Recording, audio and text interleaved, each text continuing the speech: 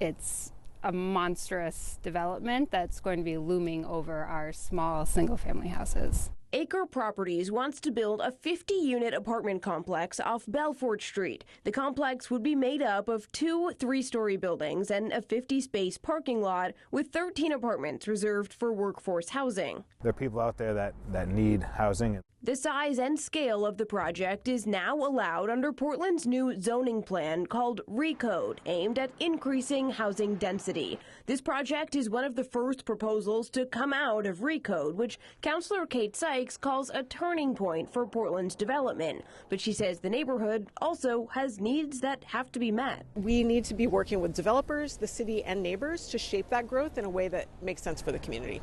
And neighbors have concerns, worried increased traffic will make it more dangerous to walk or bike. That's an issue. Somebody's, gonna get hit.